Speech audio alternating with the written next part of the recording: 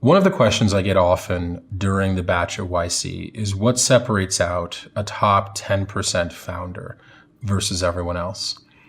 When I started at 𝗖𝗍, I didn't really have enough context to know. As a founder of my own company, of course, I had my own friends, but that was a relatively small sample size. Over the last 13 batches, I've gotten to interact with about over 2,500 founders. And so I've been able to get slightly stronger opinion about what makes great founders stand out. The first thing that I'll say is great founders execute. And I'll be really specific about what that means. When I do office hours with a great founder and they say they're going to do something, 2 weeks later, they've done it and they've learned something. And they do that consistently. They have the consistent ability to say what they want to do it, and then learn from that. That doesn't mean that what they wanted to do is correct. It doesn't mean they want to continue down that direction. But they never get stuck in the execution step. They never say, oh, I want to do this, and then come back 2 weeks later and say, oh, we couldn't do it. They always figure out a way to get some version of it done and then learn from it. The second thing, and really derives from the first, is formidability. They're formidable. One of the things that happens when somebody says they're going to do something and then does it over and over and over again is that you learn that that person gets shit done. And it's pretty intimidating to work with someone who's constantly getting things done. Not intimidating in a bad way, but intimidating in a way where they demand respect because they get shit done. And so when you talk to them, you treat them with more respect. You treat their goals with more respect because you think they're more likely to accomplish them. And you treat their tasks with more respect because you know they're going to do them.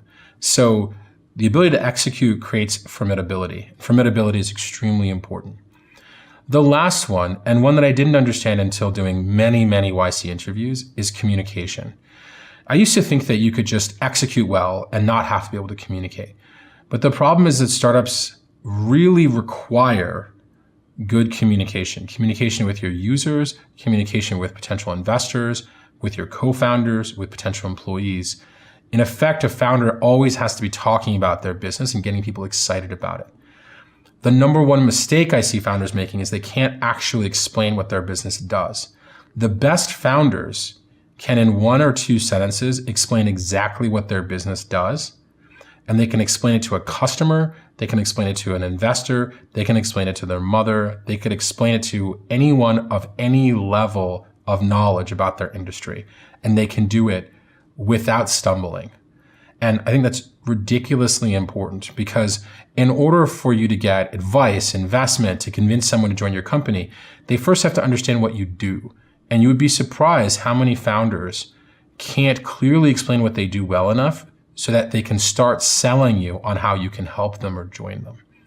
So once again, the 3 most important things I see that separate out top 10% founders from everyone else is first, ability to execute.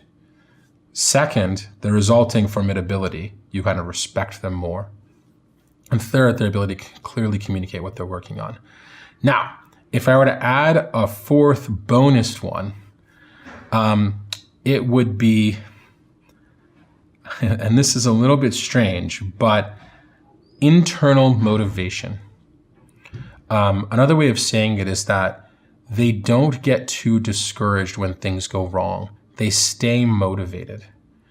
Startup is a game where you're going to fail all the time. You're going to make bad decisions all the time. You're going to have strong hypothesis that turns out to be wrong. And there's a type of person who doesn't get discouraged even if they make the wrong move 5 times or 5 times in a row. They stay passionate about the problem. They stay passionate about trying to find a solution, and they keep on executing and moving forward.